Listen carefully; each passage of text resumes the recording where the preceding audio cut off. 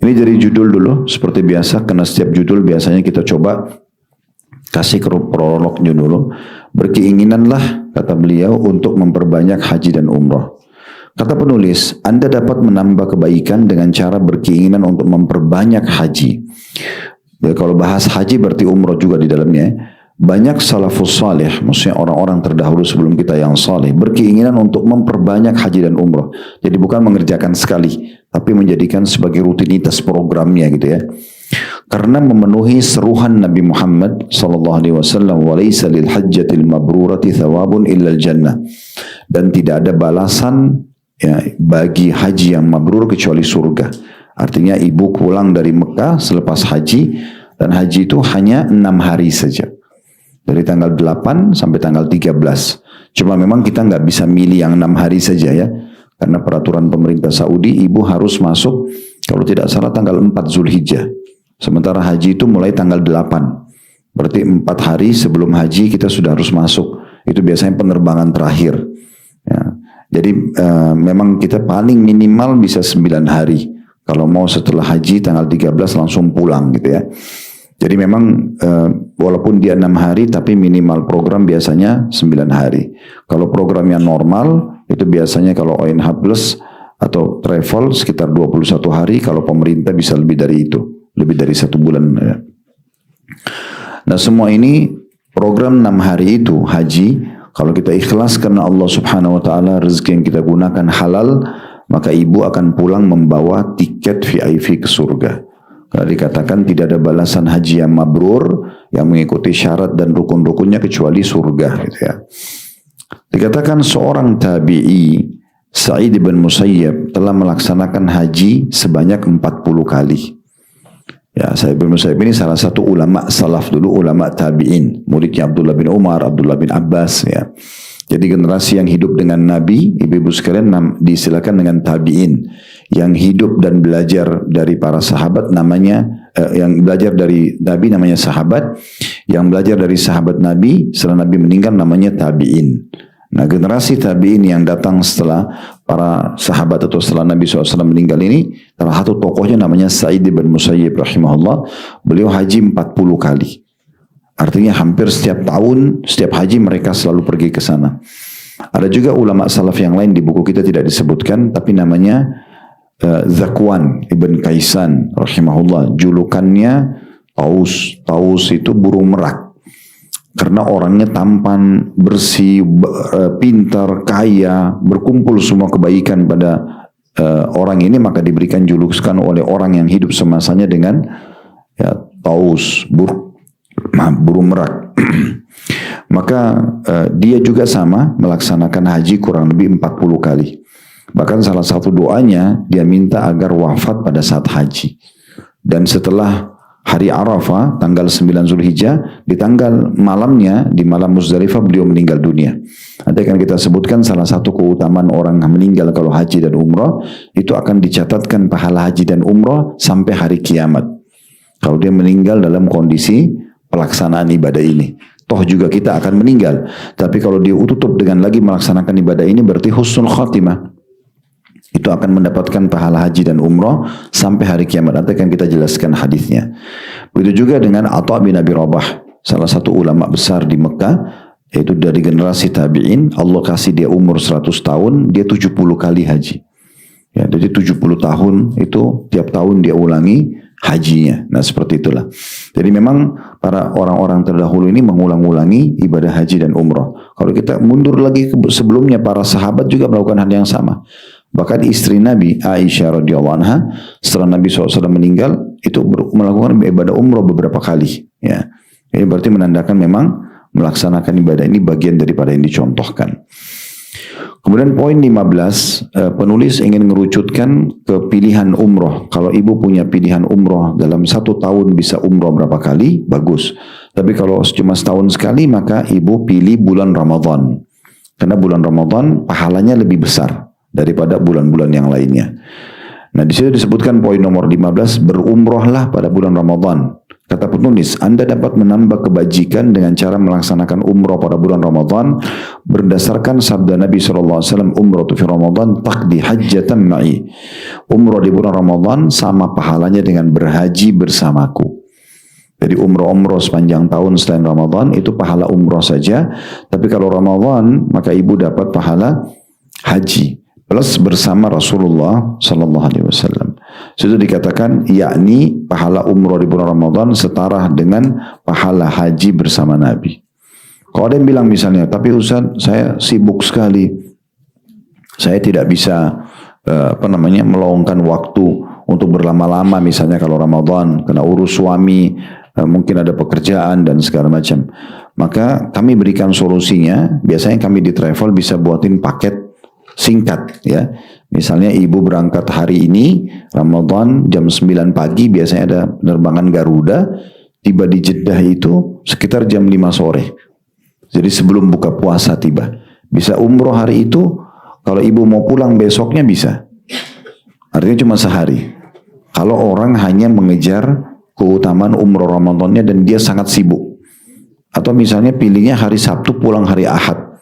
Sehingga aktivitas weekday-nya Senin sampai Jumat lagi nggak terganggu, gitu kan. Begitu juga di akhir Ramadan ada di antara jemaah kami minta, Ustadz bisa nggak saya ikut 10 terakhir Ramadan, tetapi saya mau pulang sebelum Idul Fitri. Kita bookingkan khusus pesawatnya, ya, tiketnya sehingga mereka bisa pulang sebelum Idul Fitri. Jadi mereka bisa Lebaran bersama-sama dengan keluarga, gitu ya. Nah itu contoh-contohnya. Jadi sebenarnya sekarang dengan fasilitas pesawat ini gampang sekali orang pergi umroh, ya. Bolak-balik itu. Weekend pun bisa dipakai. Jumat, Sabtu, Ahad itu bisa dipakai gitu ya. Baik, sekarang kita coba masuk lebih jauh syarahnya, penjelasannya, dan ini bisa ibu jadikan pegangan kapan saja ibu satu waktu umroh, ibu haji sama suami, sama keluarga, ibu butuh materi ini sudah saya susun lengkap. Baik, yang pertama, sambil nunggu itu dikirim, di slide yang kami tulis itu dalil dari Al-Quran tentang perintah untuk mengerjakan ibadah haji dan umrah. Nah biasanya kalau lagi manasik jemaah Uhud Tour, biasa kami sampaikan materi ini gitu. Dalam surah Al-Baqarah 196, ini dalil dari Al-Quran tentang perintah mengerjakan haji dan umrah. Wa atimmul hajja wal umrata lillah. Allah mengatakan dan sempurnakanlah ibadah haji dan umrah. Perhatikan di garis bawahi akhir potongan ayat yang kami angkat di situ, karena Allah.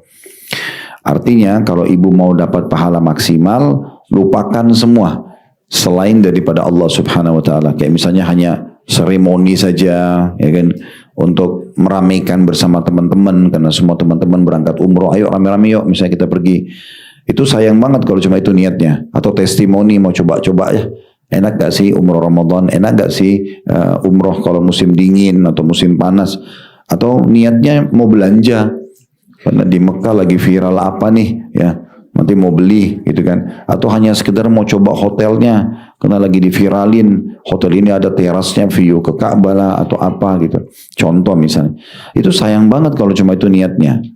Nanti akhirnya niat utama yang dia harus kerjakan karena Allah itu jadi terganggu. Itu nanti urusan ibu belanja, urusan ibu nikmatin hotel, urusan ibu nikmatin makanan di hotelnya, urusan nanti ibu jalan-jalan atau ketemu teman di sana misalnya. Itu semua adalah pelengkap saja. Utamanya karena ibu mau kerjakan ibadah ini, gitu. Karena Allah Subhanahu wa taala, karena Allah yang perintahkan, ya. Karena kalau kita niat ibadah sama bukan ibadah itu beda sekali ya. Beda sekali efeknya. Orang kalau niat ibadah, pulang haji dan umroh ditanya lagi mau haji umroh lagi nggak? Mau. Walaupun dia tahu di musim haji mungkin panas, beberapa hari tinggal di tenda, di kemah, di Mina ya.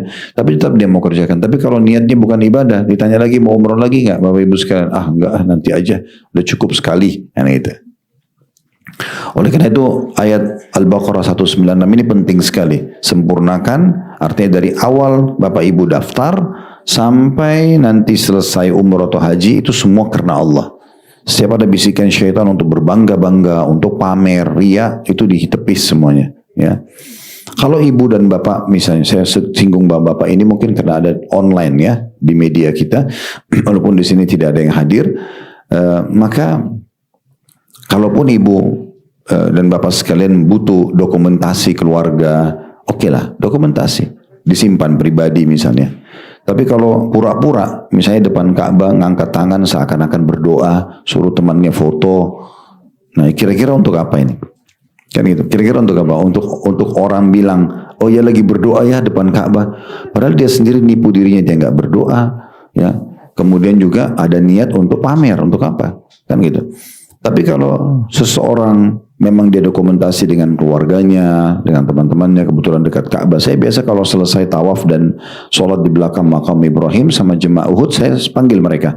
Kita berdoa dalam bahasa Indonesia, saya berdoa bahasa Indonesia, mereka mengaminkan di belakang makam Ibrahim. Setelah itu saya persilakan, kalau mau ambil foto silakan. Dokumentasi pribadi orang foto gitu ya, simpan. Kecuali kalau Anda travel mungkin butuh dokumentasi pembuktian kepada publik kalau memang ini ternyata travelnya benar, kita punya dokumentasinya, karena salah satu cara supaya ibu dan bapak tidak kena tipu ya dari travel yang tidak jelas, harus tahu izinnya ada nggak. Biasanya ditulis tuh izinnya nomor berapa gitu ya, dan tahu kantornya jelas di mana, serta ada medianya.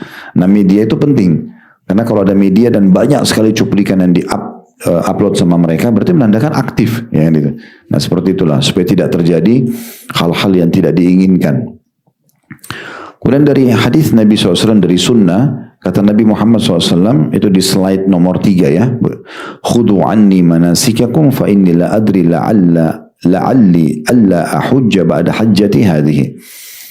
Wahai manusia, ambillah manasik kalian dariku, tata cara haji dan umrah. Jadi waktu Nabi SAW lagi lakukan, disuruh ikutin, contohin semuanya, cara-caranya gitu ya.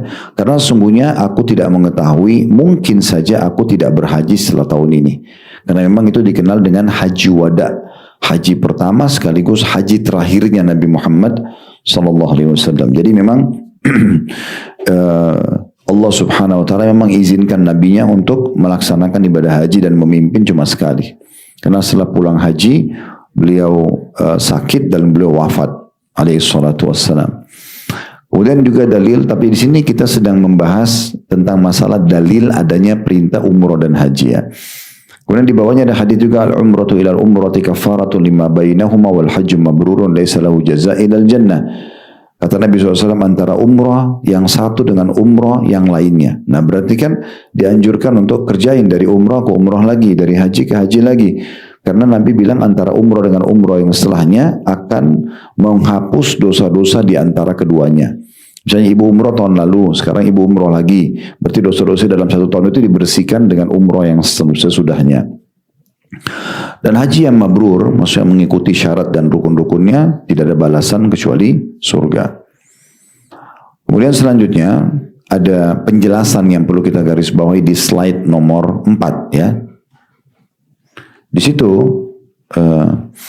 Imam Syafi'i rahimahullah berkata, Allah Subhanahu Wa Taala berfirman, dan sempurnakanlah haji dan umrah karena Allah. Al-Baqarah 196 tadi dalil yang pertama kita angkat. Allah menyandingkan antara umrah dan haji. Zahir dari teks Al-Quran yang jelas bahwa umrah adalah wajib. Wajib bagi yang mampu sekali seumur hidup. Kan mungkin ibu bisa dengar umrah itu hukumnya sunnah gitu ya. Kalau Imam Syafi'i menganggapnya wajib. Terutama umrah yang pertama. Umrah yang kedua, yang ketiga sunnah. Tapi umrah yang pertama mirip dengan hukum haji yang pertama. Wajib ya.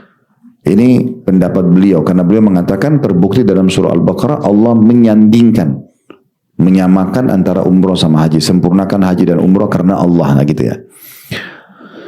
Juga perbuatan Nabi Muhammad SAW melaksanakan umrah sebelum haji. Dan Ibnu Abbas berkata, demi yang jiwaku di tangannya, maksudnya demi Allah, umrah memang terkait dengan haji sebagaimana firman Allah, wa atimul hajja wal umrata lillah. Maksudnya hukumnya sama, wajib. Yang pertama gitu. Kemudian yang ketiga di situ pendapat Imam Atha bin Abi Rabah, tadi saya bilang ulama Mekah, ibu-ibu sekalian, dia mengatakan tidak ada seorang pun dari makhluk Allah kecuali bahwa haji dan umrah wajib atasnya. Maksudnya yang pertama, ya, wajib atasnya. Selain itu sebagian ulama Mekah berkata Rasulullah SAW menyandingkan antara haji dan umroh bersamaan dengan menyembelih hewan kurban, dan seandainya umroh hanya ibadah sunnah maka tampaknya tidak pantas untuk disandingkan dengan haji. Ya, berarti dari sini kita ambil hukum tentang wajibnya umroh. Ya, kalau Allah berikan rezeki ibu, misalnya sama suami ada anak-anak sudah bujang, udah gadis, diajak umroh ataupun haji, karena itu wajib bagi mereka yang pertama, dan dengan itu berarti ibu memudahkan mereka ke depannya. Kalau kita tidak tahu ya nasib seseorang, misal dia tidak bisa haji dan umroh, mungkin keadaan ekonomi berbeda dengan ibu, misalnya nanti ke depannya sudah gugur kewajiban dia karena yang pertama sudah dilaksanakan. Bahkan boleh mengajak umroh anak-anak yang belum balik. Karena dalam sebuah riwayat disebutkan Nabi Muhammad SAW waktu mau haji, pas dekat kota Mekah itu berpapasan dengan satu suku Arab yang datang dari arah yang berbeda. Lalu Nabi SAW tanya, siapa kalian? Mereka sebutkan nama sukunya gitu ya. Lalu mereka pun bertanya, siapa anda? Karena waktu itu belum ada kamera, orang tidak tahu muka Nabi, orang cuma dengar di Madinah dan Nabi Muhammad gitu. Jadi yang belum pernah ketemu tidak tahu. Maka beliau mengatakan, saya adalah Rasulullah, saya utusan Allah. Maka ada satu ibu mendekat ke Nabi, dia bawa anak kecil, lalu dia gendong dan diangkat, dia mengatakan, ya Rasulullah, apakah untuk anakku seumur ini ada haji? Maka kata Nabi SAW, iya, dan pahalanya untukmu. Berarti kan boleh membawa yang masih belum balik. Gak masalah, anak, cucu. Jangan juga pernah berprinsip begini Bu ya, karena saya pernah dengar beberapa jemaah kita begitu. Ya, saya bilang bawa haji dan umroh anak-anak. Sudah pernah Ustaz. Loh, walaupun sudah pernah, ulangin lagi. Ya. Daripada kita mengatakan sudah pernah, lalu kita keliling membawa ke tempat-tempat lain yang kemungkinan besar efeknya itu akan sangat berbeda. Kan gitu. Sekarang kalau ke Madinah kira-kira hiburannya apa? Masjid. Hiburannya paling jauh ke pasar atau ke mall di situ. Itu pun perempuan semua berhijab, ya. Mungkin tidak didengarkan ada musik. Orang juga masuk ke kamar hotel, di cuplikan TV bisa lihat Mekah dan Madinah orang lagi tawaf. Ada taklim diadakan oleh travelnya misalnya. Jadi memang umroh reguler pun 9 hari itu kita berada di satu zona aman sama anak-anak gitu ya. Karena anak-anak biar keluar jam 3 subuh paling ke masjid. Gitu. Tapi kalau kita bawa ke Jepang, kita bawa ke Eropa, ini ibu sama suami di kamar, ibu nggak tahu anak-anak buat apa di kamarnya. Mungkin dia akan cari negara ini hiburannya apa nih, kita nggak tahu. Dia melakukan perbuatan-perbuatan yang salah misalnya. Kan ada efek-efek itu ya, bisa saja. Sementara anak-anak ini tanggung jawab kita. Jadi tidak ada salahnya mengulang-ulangi umroh dan haji buat mereka. Tidak ada masalah gitu. Itu satu hal yang positif saja. Atau paling tidak kalau mau mendatangi negara-negara, seperti kami buatin di travel itu memang datang ke negara-negara Islam. Supaya bisa dapat sejarahnya ya. Sejarah Islam, mereka bisa datang ke masjid sana, bisa mengenal kaum muslimin dan seterusnya. Baik, sekarang kita masuk di slide selanjutnya yang kelima dan beberapa slide ke depan. Itu isinya semua dalil keutamaan. Apa yang ibu dapat kalau ibu umroh dan haji. Yang pertama, umroh menghilangkan kefakiran dan juga menghapus dosa. Maksudnya umroh dan haji nih ya. Dua-duanya menghilangkan kefakiran. Miskin, susah, kesusahan hidup itu akan hilang dengan umroh dan haji. Bukan cuman ya berkurang, dihapus oleh Allah, dihilangkan kesusahan hidup, kefakiran dan juga dosa-dosa. Ini dalil yang saya selalu jadikan pribadi sebagai motivasi untuk terus saja semangat mengulang-ulangi ibadah ini, karena luar biasa sabda Nabi ini. Ibu perhatikan dari Abdullah bin Mas'ud radhiyallahu anhu bahwasanya Rasulullah SAW bersabda, tabi'u bainal haji wal umrah fa innahuma yanfi'anil faqra wad dhunuba kama yanfil kiru khabathal hadidi wal dhahabi wal fidda wa laysa lil hajjatil mabrurati thawabun ilal jannah. Terjemahannya, hubungkan atau jadikan untuk saling menyusul antara haji dan umrah. Ibu dari umrah ke umrah, dari umrah ke haji, dari haji ke haji, dari haji ke umrah. Ulang-ulangin. Terus menerus, kata Nabi SAW. Kenapa? Karena keduanya, maksudnya haji dan umrah, akan menghapus kefakiran, menghilangkan kefakiran. Jadi tidak ada orang pulang haji umrah itu miskin gitu. Ya. Allah SWT akan bukain dia rezeki. Kecuali dia riak, kecuali memang dia beda niatnya ya. Tapi kalau niatnya ikhlas karena Allah, janji Nabi pasti benar. Allah akan menghapuskan kefakiran dan dosa-dosa. Kesalahan-kesalahan kita, ada pemutihan dari semua kesalahan. Sebagaimana ubapan tukang besi mengikis karat besi, emas dan perak, dan haji yang mabrur tidak ada pahalanya melainkan surga. Hadis riwayat Tirmidzi. Jadi kita bisa bayangkan di sini kalau ada karat di besi, Bu, atau di emas, di perak masih kotor, bagaimana buapan pandai besi itu ya, api yang disemprotin itu bisa ngilangin karatnya sampai mengkilat emasnya, sampai mengkilat besinya, sampai mengkilat peraknya. Nah seperti itu haji dan umroh menghilangkan kemiskinan. Jadi kalau bahasa saya itu mengikis habis kesusahan hidup, kemiskinan, dan juga dosa-dosa. Dan kita tahu dosa-dosa ini kalau bahasa kita pelanggaran ya. Semua pelanggaran ada konsekuensi hukuman. Maka semua akan diputihkan. Berarti kita akan selamat dari hukuman dan juga kita akan mendapatkan fasilitas yang tertahan karena dosa-dosa itu. Karena orang kalau melanggar di perusahaan, ibu-ibu sekalian kan tidak asing buat kita. Dia akan bisa kena dua hal. Kalau misalnya pegawai ugal-ugalan gitu ya, dia tidak, maka dia bisa dapat dua. Yang pertama, dia dihukum karena pelanggarannya itu. Yang kedua, fasilitas bisa hilang. Kan gitu. Kayak misalnya naik jabatan atau apalah ya, dipromosikan, itu bisa hilang atau bahkan bisa di PHK. Nah seperti itu sebenarnya orang kalau buat dosa. Jadi kalau ada pemutihan kesalahan itu luar biasa itu. Artinya dia selamat dari hukuman. Misalnya perusahaan memutihkan semua kesalahannya, berarti dia selamat dari hukum dari pelanggaran itu, dan juga fasilitasnya bisa kembali. Nah seperti itulah. Jadi ini luar biasa hadis ini. Coba direnungi baik-baik dan jadikan selalu sebagai motivasi dalam diri kita. Sampaikan kepada kerabat, ya kalau ada teman-teman yang mau berangkat umroh haji, sampaikan ini loh keutamaannya. Karena banyak juga jemaah kita yang berangkat itu tidak tahu, oh ternyata saya dapat ini ya. Beberapa hampir mayoritas jemaah yang datang ikut kepada kami di travel mungkin sudah puluhan ribu orang alhamdulillah yang berangkat itu banyak yang tidak tahu hadis ini. Oh ternyata dapat itu ya Ustaz ya.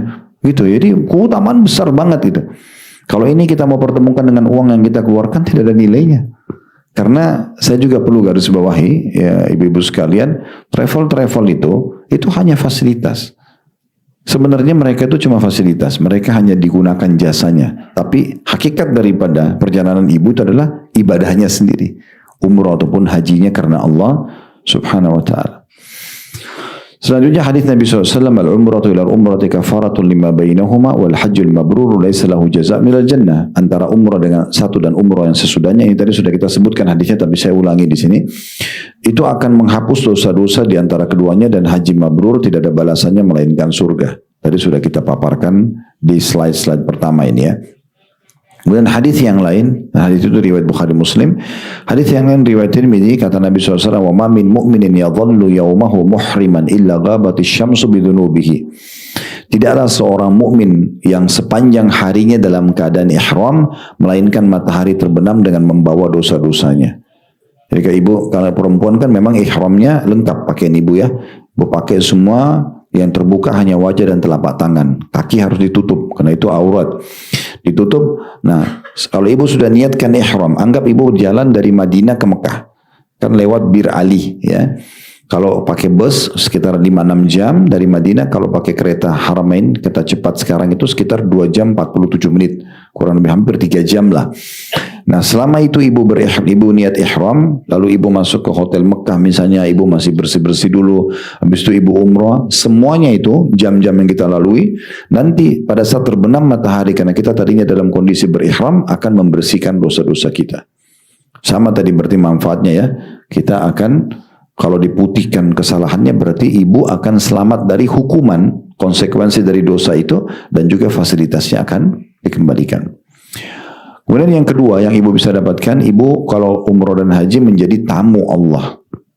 Nah, kita bisa bayangkan ibu-ibu sekalian kalau misalnya kita tiba-tiba diundang ke Istana Merdeka oleh Presiden, khusus dikasih nama kita, khusus datang, dan pada saat itu boleh sampaikan apa saja yang kita mau, Presiden akan kasih. Misal di hari Senin di jam 9 pagi, saya yakin kita tidak akan sia-siakan kesempatan itu. Ya.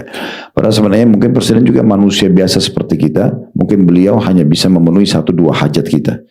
Di sini, kalau Bapak Ibu umroh dan haji itu menjadi tamunya Allah. pencipta alam semesta ini. Kita menjadi tamu khusus delegasi Allah. Dan Allah janjikan akan diijabah doanya. Akan dikasih semua yang diminta. Sementara ibu lakukan pelaksanaan haji dan umrah.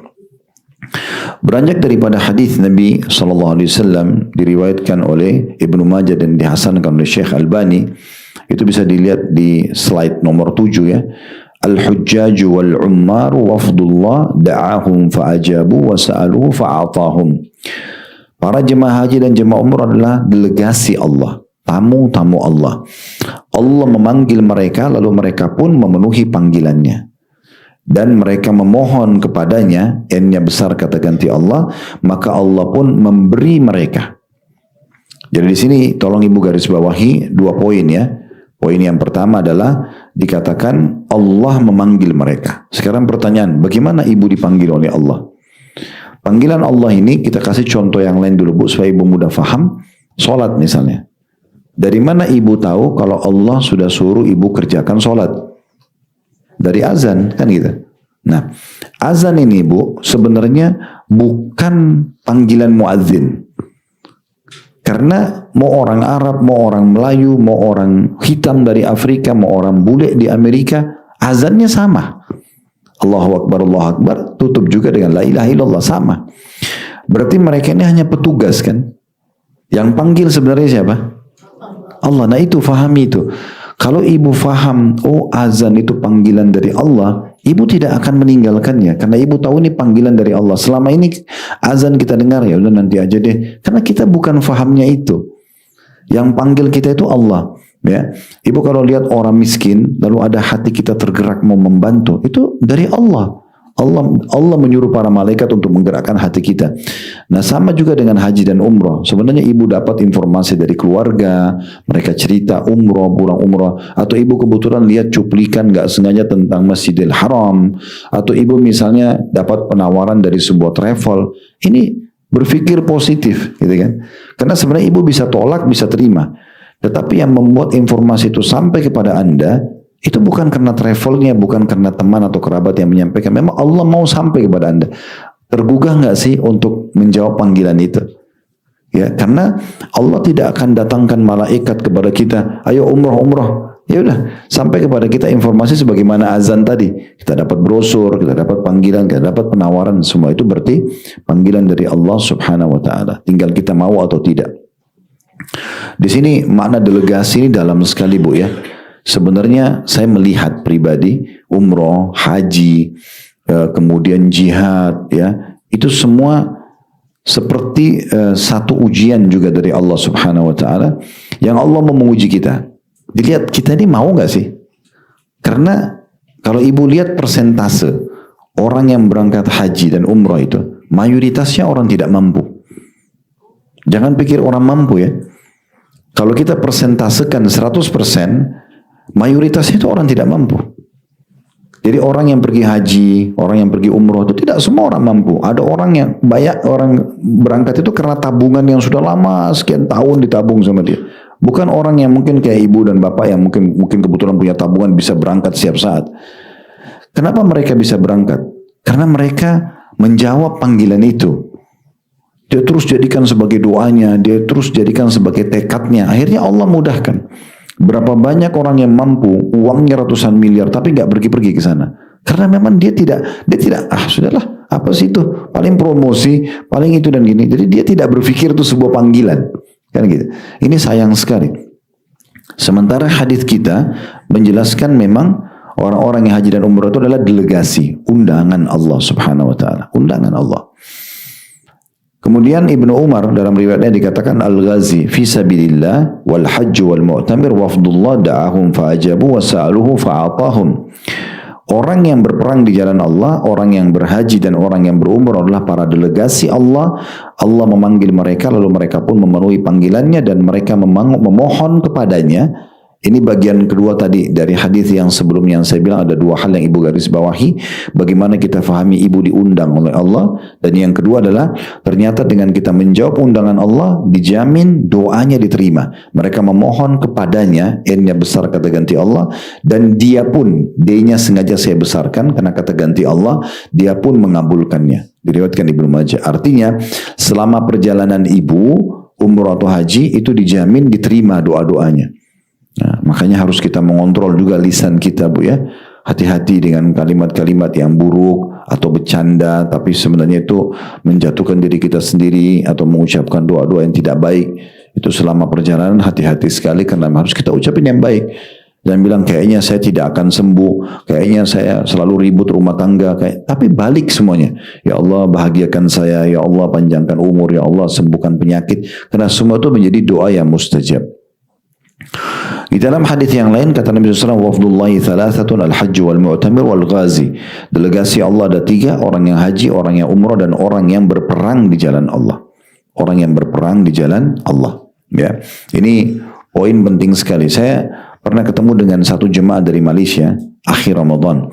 Saya tidak kenal beliau, tapi dari kejauhan kami kebetulan satu hotel waktu itu di Mekah di Clock Tower. Kemudian dia dari jauh satu terus salaman sama saya.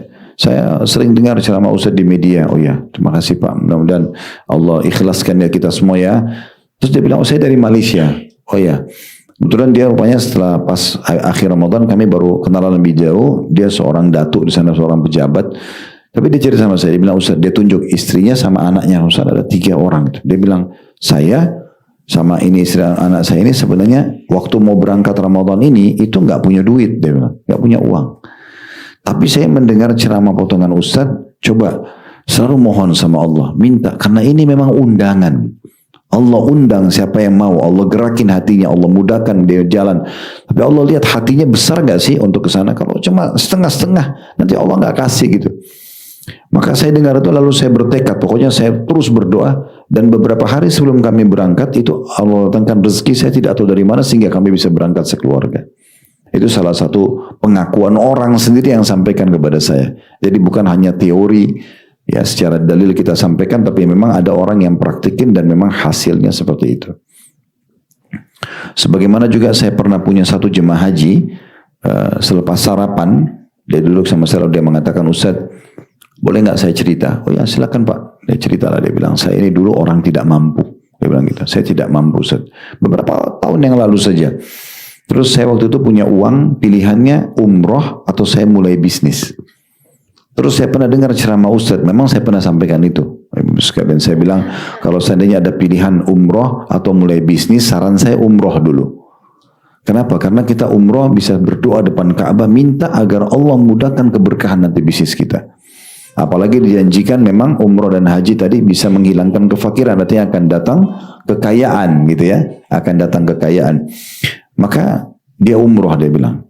Setelah umroh, belum lama dia pulang umroh, dia bilang, Ustaz tahu, saya dimudahkan oleh Allah Subhanahu wa Ta'ala dapat rezeki. Sekarang, waktu itu haji furoda kan di atas 400 juta biayanya.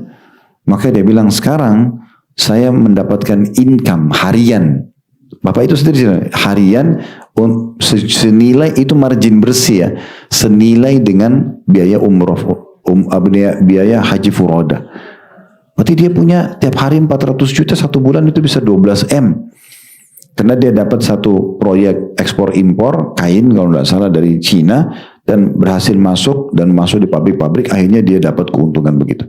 Tapi dia bilang saya yakin awal mulanya dari umroh itu. Awal mulanya. Jadi memang ini panggilan dari Allah Subhanahu wa Ta'ala. Baik, selanjutnya kita langsung ke slide 12. Kenapa saya langkahi? Karena slide yang sebelumnya itu bahasa Arabnya. Kita langsung ke terjemahan saja, ya. Terjemahan yang dalil selanjutnya ini itu disampaikan oleh seorang sahabat Nabi, yaitu Abdullah bin Umar radhiyallahu anhuma. Jadi 3 slide pertama itu semua bahasa Arab, kita langkahi, kita ke slide yang ke-12, ini langsung terjemahan. Abdullah bin Umar mengatakan, aku pernah duduk bersama Nabi SAW di Masjid Mina. Ini maksudnya lagi haji Bu ya. Tiba-tiba seorang laki-laki dari kaum Ansar dan seorang lagi dari suku Thaqif. Ada 2 orang sahabat dari 2 suku yang berbeda, penduduk Madinah sama penduduk Thaqif. Dua-duanya datang mendatangi Nabi Muhammad SAW untuk mendatangi beliau. Keduanya memberikan salam seraya berkata, wahai Rasulullah, kami datang untuk bertanya kepadamu. Nabi SAW mengatakan, ini salah satu bentuk mukjizat ya. Nabi bilang kepada keduanya, jika kalian berdua mau, aku kabarkan kepada kalian apa yang akan kalian tanyakan atau maksud kedatangan kalian. Dan jika kalian mau, ya, atau aku akan lakukan menyampaikan itu, atau jika kalian mau, aku menahan diri dan kalian bertanya. Maksudnya Nabi ini ingin menunjukkan sebuah mukjizat. Kalian berdua ini sebelum bertanya, saya sudah tahu loh pertanyaannya apa. Kalau mau saya sampaikan, maka saya lakukan. Tapi kalau kalian mau saya diam, kalian bertanya, oke, saya akan dengarkan. Maka karena penasaran, keduanya mengatakan, kabarkan kepada kami ya Rasulullah. Kalau gitu Anda yang sampaikan kepada kami. Karena ini ajaib gitu. Kok belum nanya sudah bisa tahu ya. Tapi ini mukjizat ya. Ini bukan seperti dukun-dukun. Ini memang Nabi Muhammad SAW, memang ada wahyu yang menyampaikan. Maka Nabi mengatakan, maaf, tapi orang yang dari Thaqif tadi, dari dua orang itu, dari Ansar sama Thaqif mengatakan kepada orang Ansar, silakan kamu bertanya duluan. Sampaikan kepada Nabi. Maka dia mengatakan, beritahukan kepadaku wahai Rasulullah. Jadi aku juga penasaran nih, mau pengen tahu mukjizat. Anda bisa tahu apa yang saya mau tanya. Coba sampaikan kepadaku apa yang aku ingin tanya. Rasulullah berikut jawabannya. Maka Nabi bilang, kamu datang kepadaku, akan bertanya tentang kepergianmu dari rumahmu menuju Baitul Haram. Dan apa yang kamu akan dapatkan darinya. Jadi kamu mau tanyakan dari rumahmu, ya pergi haji dan umroh ini sampai ke Mekah, sampai ke Baitul Haram, kamu dapat apa? Pahalanya apa? Kemudian dikatakan, dan kamu juga akan bertanya tentang sholat 2 rakaat sesudah tawaf, maksudnya di belakang makam Ibrahim, dan apa pahala yang kamu dapatkan. Tentang sa'i, jalan antara Safa dan Marwah, dan apa pahala yang kamu dapatkan. Tentang wukufmu, haji pada hari Arafah, sore hari Arafah, dan apa yang kamu dapatkan. Tentang melontar jumrah di musim haji, biasa kita bilang melontar setan ya, dan apa pahala yang kamu dapatkan. Tentang juga kurban yang kamu sembelih, yang kamu lakukan, dan pahala apa yang kamu dapatkan, serta tawaf ifadah. Tawaf itu tawaf wajibnya haji bu. Ya, jadi nanti kalau ibu haji itu beberapa kali tawaf ya. Biasanya pertama tawaf datang, kalau haji tamattu itu haji umrah dulu, nanti baru ada tawaf wajibnya haji. Maka orang itu berkata, demi Rob, maksudnya demi Tuhan Allah yang telah mengutusmu dengan kebenaran, sungguh memang untuk hal tersebut aku datang bertanya kepadamu. Jadi orang ini membenarkan, kalau benar ya Rasulullah, yang saya mau tanya itu tidak meleset sedikit pun. Ini berarti membenarkan mukjizat gitu ya.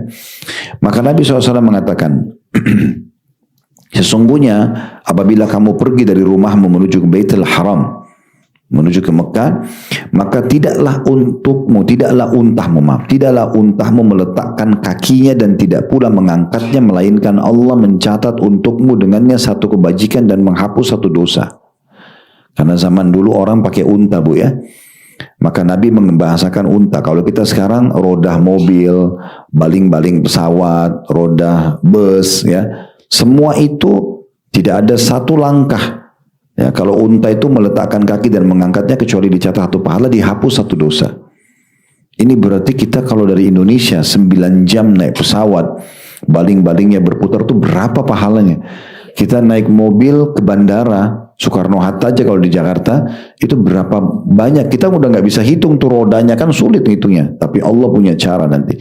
Jadi setiap langkah hewan kita atau tunggangan kita itu dicatatkan satu pahala, dihapus satu dosa, ya kan itu. Kemudian dikatakan adapun sholat, nanti kita lihat ada riwayat sesudah ini Nabi mengatakan langkah untahmu dan langkah kakimu. Kalau riwayat ini sekarang kita baca hanya tunggangan saja. Nanti riwayat setelah ini bu, ada penjelasan tentang langkah kaki kita juga. Si pelaksana umroh haji ini juga sama. Setiap langkahnya dicatat satu pahala, dihapus satu dosa. Berarti kita dengan kendaraan kita sama-sama dihitung. Adapun tentang sholat 2 rakaat setelah tawaf. Ibu kalau tawaf 7 kali di Ka'bah, nanti setelahnya kan sholat di belakang makam Ibrahim. Ini sholatnya paling 2 menit bu ya. Karena rakaat pertama baca Al-Fatihah sama Al-Kafirun. Rakaat kedua baca Al-Fatihah sama Al-Ikhlas. Nah, ini saja 2 rakaat ini pahalanya seperti pahala memerdekakan seorang budak sahih dari anak cucu Ismail. Jadi supaya ibu punya gambaran, Bilal itu kan dulu budaknya Umayyah bin Khalaf, ya, di Mekah, ya. Nah, dibebaskan oleh Abu Bakar. Abu Bakar kan yang tebus, dibayar kepada Umayyah, Bilal dibebasin, lalu Bilal dibiarkan bebas, bukan lagi jadi budak. Nah, semua apa yang Bilal lakukan dari kebaikan setelah itu Abu Bakar panen pahalanya. Di masa kita sekarang tidak ada perbudakan, ibu nggak bisa tebus budak untuk dibebasin. Tapi dengan ibu sholat 2 rakaat yang hanya 2-3 menit di belakang makam Ibrahim, pahalanya sama bebasin 1 orang budak. Selanjutnya, sedangkan sa'i, jalan antara Safa dan Marwah. Kita tahu 7 kali, Safa ke Marwah 1, Marwah ke Safa 2, Safa ke Marwah 3, Marwah ke Safa 4, Safa ke Marwah 5, Marwah ke Safa 6, terakhir Safa ke Marwah yang ke-7. 7 kali ini adalah bagikan memerdekakan 70 hamba sahaya. Seperti bebasin 70 budak. Ya. Saya waktu sampai di manasik ini, mayoritas jemaah kami tidak tahu ini. Oh, tidak tahu Ustaz kalau dapat sebanyak itu ya. Karena belum pernah dengar sebelumnya. Ternyata ini keutamaan yang luar biasa. Tentang wukuf pada sore hari Arafah, tanggal 9 Zulhijjah. Maka sungguhnya Allah turun ke langit dunia. Lalu dia, Allah, membanggakan kalian di hadapan para malaikat. Seraya berfirman, hamba-hambaku, maksudnya para jemaah haji ini, telah datang kepadaku dari segala penjuru yang sangat jauh dengan rambut yang kusut hanya untuk mengharapkan rahmatku. Karena orang musim haji itu umumnya panas. Walaupun kita di kemah ada AC di tendanya, tetap karena cuaca panas, ya mungkin kita lusuh juga di saat itu ya. Maka digambarkan seperti itu. Lihatlah hamba-hambaku ini, Allah berkata pada para malaikatnya, mereka datang dari seluruh penjuru muka bumi dengan rambut kusut, hanya mengharapkan rahmatku, karena mau dapat rahmat Allah hadir di Arafah. Maka Allah berfirman kepada para malaikat, kalau sekiranya, Allah berfirman kepada para jemaah haji, kalau sekiranya dosa-dosa kalian sejumlah pasir di muka bumi. Lu bayangin butiran pasir kita nggak bisa hitung. Kalau dosa jemaah haji sebanyak itu, atau sebanyak tetesan air hujan yang turun dari langit, atau seperti buih di lautan yang busa itu biasa ya, karena hembasan ombak kan ada buih-buih. Nah, sebanyak itu niscaya kata Allah aku akan mengampuninya. Berangkatlah wahai hamba-hambaku dalam keadaan diampuni dosa-dosa kalian dan dosa-dosa orang yang kalian mohon syafaat untuknya. Jadi kalau ada teman yang berangkat umroh, wajar kita mengatakan tolong doain saya ya. Karena memang mereka itu mustajab doa. Apalagi kalau di Arafah. Itu doa Arafah ya. Jadi kalau ibu nanti kalaupun lagi haji, jangan lupa maksimalkan berdoa di Arafah. Sampai sebagian ulama mengatakan, kalau ada yang misalnya nanya di hari Arafah, mana lebih bagus? Saya baca Quran, saya berzikir atau saya berdoa? Tetap ulama bilang berdoa. Karena doa, tempatnya doa itu di Arafah. Kata Nabi SAW, doa yang paling afdal adalah di Arafah. Ini doa yang luar biasa di sini. Dan termasuk yang orang yang bisa, kalau kita lagi tidak haji, titip tolong doain saya. Nah, Anda kalau dititipkan doa, tidak usah seperti sebagian jemaah saya lihat, ditulis semuanya, di list, di foto, di video depan Ka'bah ini sudah saya baca ya. Kalau dia baca untuk 30-40 orang, habis waktu dia. Caranya gimana Ustaz? Tinggal bilang, ya Allah kabulkanlah semua doa orang yang menitipkan kepada saya. Selesai. Sudah mewakili. Loh iya, karena kalau dirincikan kan susah. Kalau begitu kan semua sudah dapat. Ya. Selanjutnya, kita lanjutkan lagi ya. Adapun melontar jumrah yang kamu lakukan. Jumrah ini ibu lakukan 4 hari ya. Tanggal 10 Zulhijjah, hari Idul Adha, itu melontar 7 butir batu. Namanya jumrah Aqabah. Ya, atau dikenal biasa dengan jumrah besar, kubra. Nanti tanggal 11, 12, 13, hari tasyrik, kita melontar 3 titik. Jadi 7 butir kali 3. Melontar di kecil, sedang, besar. Berarti tanggal 11-nya itu 21 butir batu, tanggal 12-nya 21, tanggal 13-nya 21. Nah, kalau 21 ini ibu kali 3, 11, 12, 13 berarti kan 63. Idul Adhanya ibu melontar 7 saja, berarti 70 batu ibu lempar. 70 batu, perhatikan di sini pahalanya bu. Lihat ini luar biasa dahsyatnya. Adapun melontar jumrah yang kamu lakukan, maka dengan setiap batu kerikil, 1 batu kerikil itu yang kamu lemparkan diampuni 1 dosa besar yang membinasakan. Jadi satu batu untuk satu dosa besar. Berarti ibu diampuni 70 dosa besar. Makanya haji mabrur dapat tiket surga itu wajar. Karena 70 dosa habis semua yang besar-besar ya. Dosa besarnya. Sedangkan kurban yang kamu lakukan maka ditabungkan pahalanya untuk melisi Rabbmu. Karena kan nanti kalau haji kita berkurban hewan gitu ya. Adapun tentang pemangkasan rambut, karena kan habis umroh atau haji kita cukur rambut. Ibu-ibu cukup ambil jadi dua sisi rambutnya bu ya. Jadi rambut ibu misalnya diambil dari sisi kanan dan kirinya ke daerah belakang atau depan, ujungnya digunting. Ukuran ruas jari saja. Ya, ukuran seperti ini saja dipotong ya, sedikit. Kalau bapak-bapak itu mengambil dari seluruh penjuru kepalanya. Jadi dari kanan, kiri, depan, belakang, seperti kalau dia masuk ke tukang cukur, ya. Dan untuk bapak-bapak itu lebih afdal gundul. Karena kata Nabi SAW kepada para laki-laki di masa hidup beliau, semoga Allah merahmati orang yang gundul. Rahmat itu berarti karunia ya. Ada orang yang tidak mau gundul, dia bilang, ya Rasulullah bagaimana dengan orang yang cukur? Nabi bilang, semoga Allah merahmati orang yang gundul. Lalu orang itu bilang lagi, ya Rasulullah orang yang cukur. Kata Nabi SAW, semoga Allah merahmati orang yang gundul. 3 kali Nabi doakan rahmat. Orang itu masih mengatakan, ya Rasulullah orang yang cukur. Kata Nabi SAW, yang keempat, maka Nabi mengatakan, dan semoga Allah merahmati orang yang cukur. Jadi cukur ini hanya sekali didoakan, tapi orang gundul 3 kali. Makanya alhamdulillah jemaah kami yang berangkat bapak-bapak, bahkan ada yang belum pernah gundul seumur hidup. Tapi setelah kami sampaikan motivasinya dan mereka lihat juga kami ikut gundul, oh ya kita gundul juga Ustaz. Habis itu foto rame-rame. Katanya ini kenangan nih soalnya nggak pernah gundul gitu. Tapi kalau ibu-ibu ambil sebagian saja. Nah pahala yang kita dapatkan rambut yang kita korbankan karena Allah itu perhatikan. Dikatakan adapun tentang pemangkasan rambut kepala yang kamu lakukan, maka setiap helai rambut yang kamu cukur, kamu mendapat satu kebajikan, pahala, dan dengannya dihapus satu dosa. Nah, ini susah juga menghitung butiran rambut kita gitu kan. Sedangkan tawaf yang kamu lakukan di Baitullah setelah itu, tawaf ifadah, tawaf wajibnya haji, maka sungguhnya kamu tawaf sedangkan kamu sudah tidak mempunyai dosa apapun. Seorang malaikat akan datang, Allah utus, tapi kita tidak bisa lihat malaikatnya. Kuasa Allah SWT dia akan datang selain meletakkan kedua tangannya di atas pundakmu dan berkata, berbuatlah pada masa yang akan datang, mulai sekarang sisa umurmu berisi dengan kebaikan, karena sungguhnya dosa-dosamu yang lalu telah diampuni. Dosa-dosamu yang lalu telah diampuni. Nah riwayat yang sesudahnya bu, di slide nomor 16 ya, berarti yang 17-nya langsung terjemahan, ini yang saya bilang tadi ya. Kalau riwayat yang sebelumnya itu hanya langkah kaki hewan tunggangan. Nah riwayat ini langkah kaki hewan tunggangan berikut langkah kaki kita, si pelaksana umroh itu. Sesungguhnya pahala yang kamu dapat apabila kamu menuju Baitul Atiq, Ka'bah adalah tidaklah kamu dan hewan tungganganmu mengangkat atau meletakkan kaki, melainkan dicatat satu kebaikan dan dinaikkan satu derajat. Nah kalau tadi kan diampuni dosa dicatat 1 pahala. Kalau ini dia catat pahala dan diangkat 1 derajat nanti di surga. Nah ini keutamaan tersendiri. Baik yang sisanya sama kita lewatin saja karena mirip gitu ya. Tinggal kita baca di slide nomor 19. Ibu bisa lihat ada hadis Nabi SAW.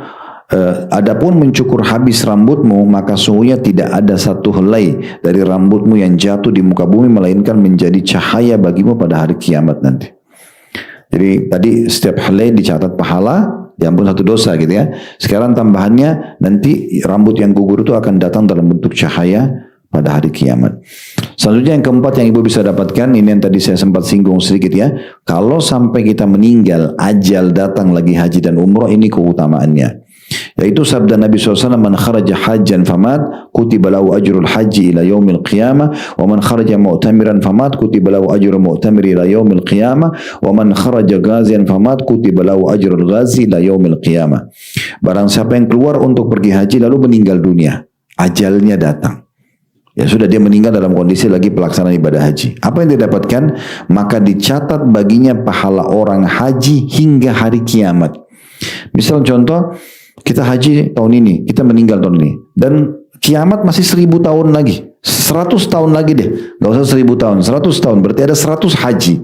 Kita meninggal sekarang, tapi dalam kondisi haji, dicatatkan bagi kita 100 haji itu. Walaupun kita kerjakan sekali, ini kan berarti keutamanya besar banget, ya. Kalau ini aja keutamanya sudah cukup untuk kita kejar supaya kita haji selalu gitu kan. Karena kalau wafat, ya udah dalam kondisi kita dicatatkan pahala haji sampai hari kiamat. Tadi saya sempat singgung nama Taus Zakwan ibn Kaisan, seorang tabi'in. Itu berdoa terus sama Allah bu agar meninggal lagi haji. Dan malam Muzdalifah setelah dari Arafah beliau meninggal dalam kondisi berihram. Kemudian dikatakan waman kharaja mu'tamiran famat kutiba lahu ajru mu'tamiri ila yaumil qiyamah. Siapa yang keluar umrah kemudian dia wafat, ya sementara umrah dicatatkan baginya pahala umrah sampai hari kiamat. Waman kharaja ghazian famat kutiba lahu ajru ghazi ila yaumil qiyamah. Siapa yang keluar berperang maka dia pun akan, kalau dia meninggal ya, bukan dibunuh musuh.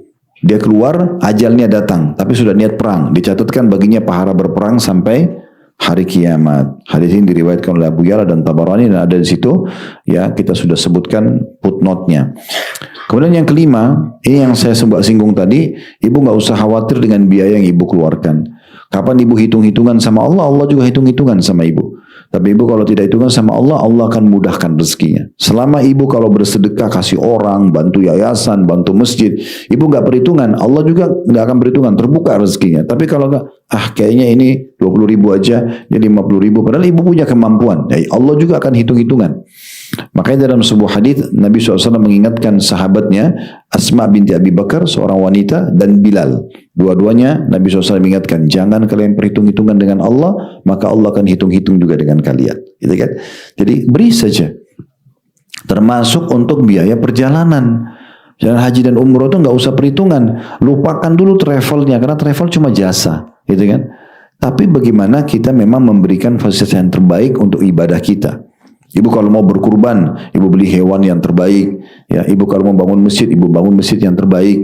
Pilih marmernya, pilih catnya yang terbaik, pilih karpetnya, AC terbaik. Karena Allah.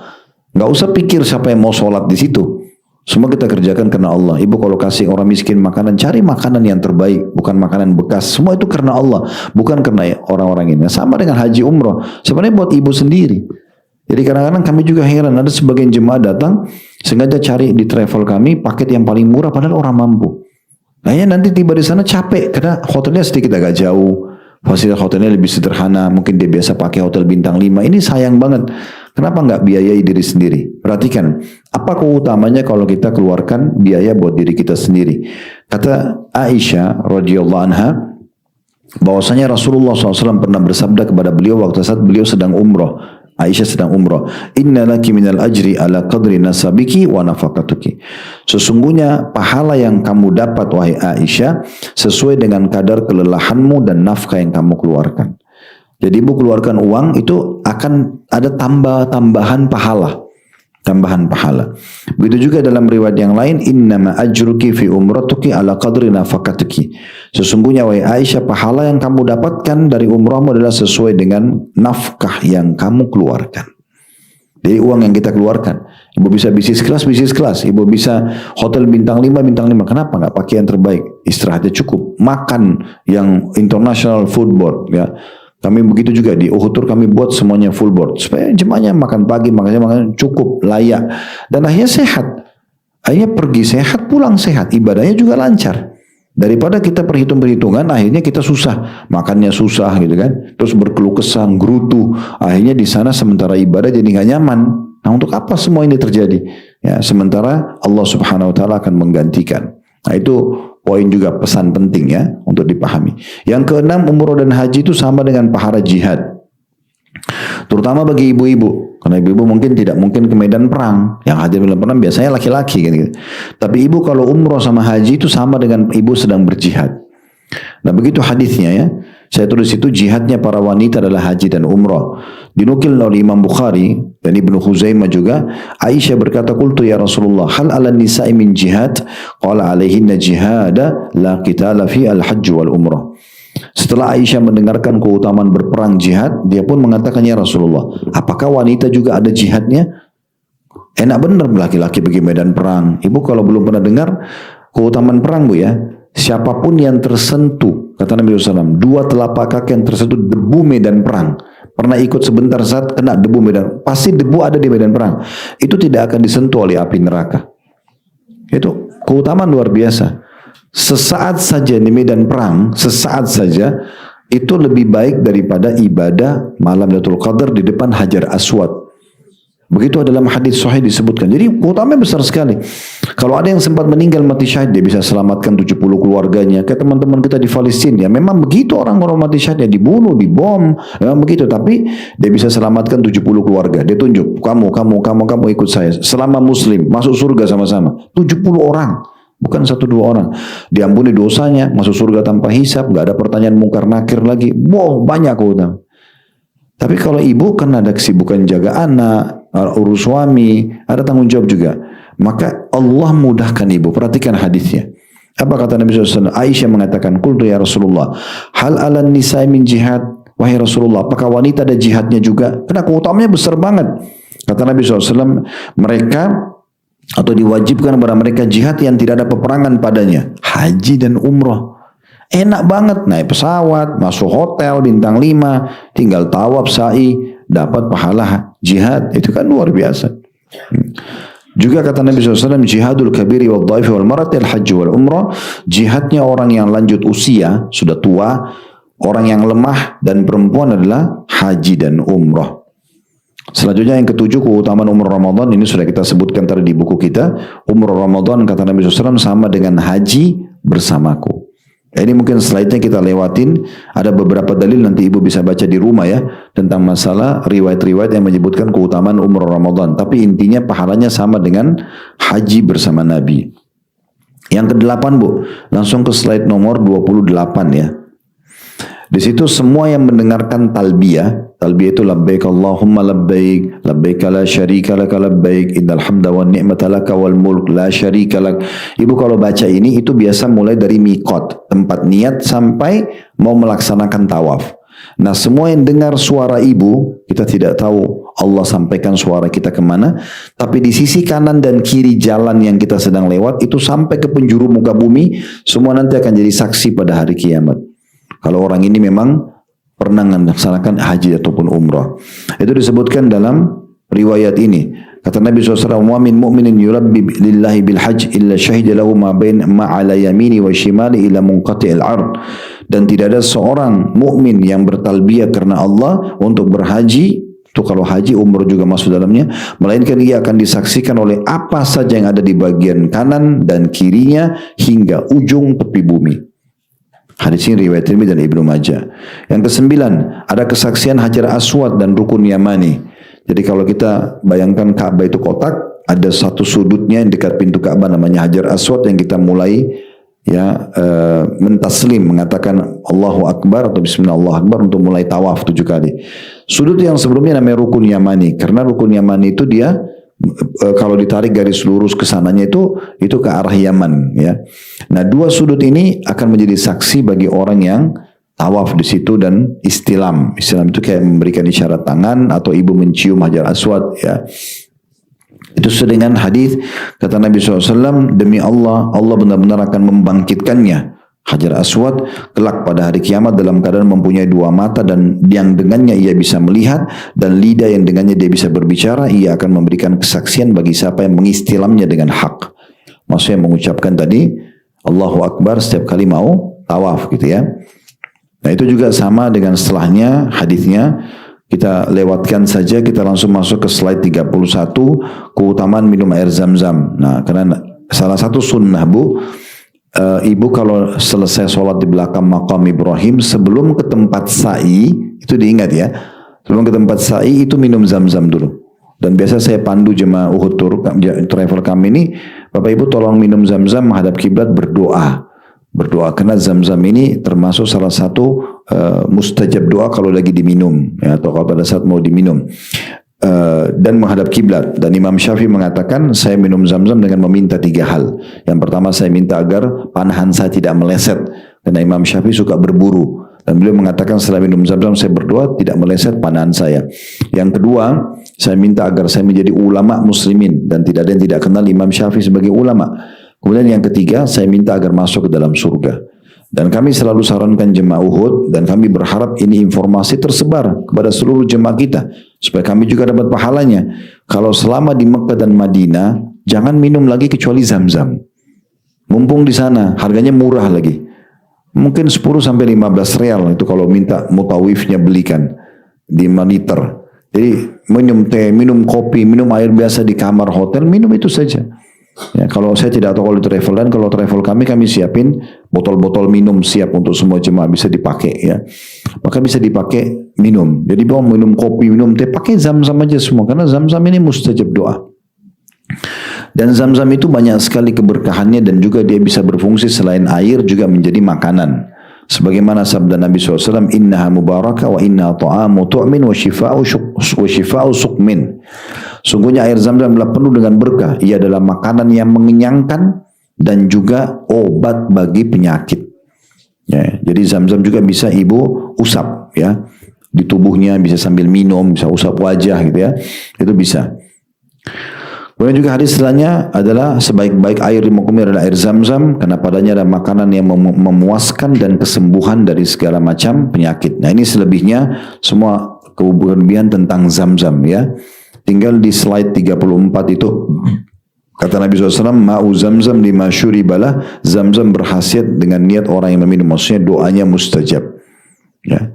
Kalau ibu dapat zam-zam habis umroh haji, jangan cuma ditaruh di gudang, ditaruh di dapur, ya, diminum. Minum zam-zamnya, karena itu manfaatnya besar sekali dan tidak harus tunggu sakit baru minum zam-zam.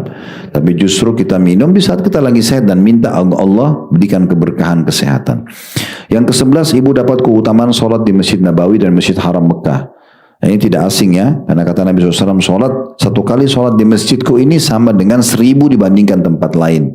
Ibu kalau sholat satu kali di Masjid Nabawi, misalnya duhur kayak tadi kita sholat, nah itu sama dengan 1000 kali duhur di Indonesia. 1000 kali itu maksudnya ibu salam, ibu sholat lagi yang kedua, ibu salam, sholat yang ketiga, ibu salam, sholat yang keempat, sampai 1000 kali. Baru sama satu kali sholat di Masjid Nabawi di Madinah. Itu kalau sholat sendiri ya. Kalau sholat berjamaah dikali 25 kali lipat, artinya 25.000 sholat. Dan kata Nabi SAW, dan saya ulangi kata beliau, satu kali sholat di masjidku ini lebih utama daripada 1000 kali sholat di masjid-masjid lainnya kecuali Masjidil Haram, masjid di Mekah. Dan satu kali sholat di Masjid Haram lebih utama 100 kali dibandingkan masjidku ini. Kalau Masjid Nabawi 1000, Mekah itu dikali 100 kali lagi, berarti 100.000. Ini lebih besar lagi pahalanya. Bayangkan kalau kita sholat duhur sekali di Masjid Haram Mekah, sama 100.000 kali sholat duhur di Indonesia. Itu nggak main-main itu. Ibu bayangkan ibu sholat duhur kayak tadi, salam ibu sholat yang kedua, salam ibu sholat yang ketiga, sampai 100.000 kali. Itu kan capek banget mengerjakannya. Tapi kita bisa dapat dengan satu kali sholat di Masjidil Haram. Itu sholat sendiri. Kalau sholat berjamaah, bu, dikali 25 kali lipat, 2,5 juta pahala sholat. Satu kali sholat itu. Kita di Mekah rata-rata 5 hari 4 malam. Ya. Kalau kita subuh, duhur, asar, maghrib, isya, itu luar biasa itu. 2,5 juta, 2,5 juta. Kalau kita sholat berjamaah itu nggak main-main. Itu belum bicara duha, tahiyat masjid, sholat tahajud, sholat tobat. Belum kita bicara banyak sholat-sholat yang lainnya. Ini luar biasa. Kemudian yang ke-12 ya, itu adalah jaminan surga bagi orang yang bertahlil, bertalbiyah, labbaik Allahumma labbaik. Kata Nabi SAW, ma halla muhillin qattun illa busyir wa la kabbara mukabbirun qattun illa busyir, qila ya Rasulullah bil jannah, qala na'am. Tidak ada seorang pun yang bertalbiyah melainkan ia akan diberikan kabar gembira, dan tidak ada seorang pun yang bertakbir melainkan pasti diberikan kabar gembira. Ditanya kepada beliau, apakah dengan surga? Kata Nabi SAW, iya, dengan surga tentunya, ya, dengan surga. Baik, 2 poin terakhir Bapak Ibu sekalian, yaitu tentang masalah adanya anjuran mengeraskan suara pada saat talbiyah ya. Kalau ibu lagi di bus atau lagi di kereta, kalau dari turun di Jeddah langsung umroh, biasanya kita di bus ya, dari Jeddah ke Madinah, ke Mekah, atau dari Madinah kalau naik kereta, sekarang musimnya banyak kereta, itu selama perjalanan kereta itu ibu dan bapak dianjurkan mengeraskan suara talbiyah. Ada suaranya keluar ya. Karena memang mengeraskan suara ini diperintahkan. Sebagaimana ada riwayat di slide nomor 38. Atani, kata Nabi SAW, Atani Jibril fa'amarani an amura ashabi an yarfu aswatun bil ihlali awit talbiyah. Jibril datang kepadaku dan memerintahkanku agar menyuruh para sahabatku menyaringkan suara mereka dalam berihlal dan talbiyah. Maksudnya labbaik Allahumma labbaik ya. Seperti itulah. Karena itu adalah syiarnya haji. Itu di slide nomor 38. Selebihnya hampir sama itu bu ya. Saya tutup dengan slide nomor 41, yaitu tentang masalah hukum badal. Badal umroh dan badal haji. Maksudnya penggantian. Kalau ibu mau badalkan keluarganya, itu ada beberapa syarat. Yang pertama, ibu sudah pernah haji atau umrah sebelumnya.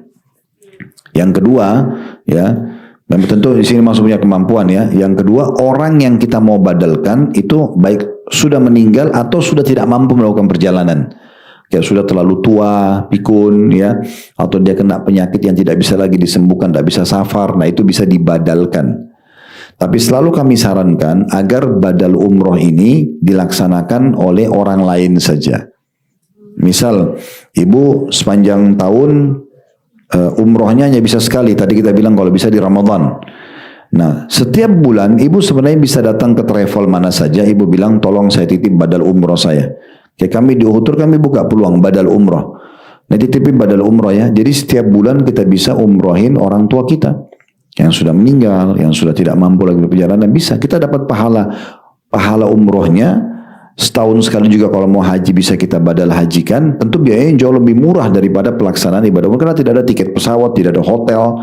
Ini cuma dititipin, nanti travel akan berikan kepada teman-teman mahasiswa di sana. Dan itu nanti dilaksanakan. Nanti pelaksanaannya itu kalau di travel kami ada buktinya.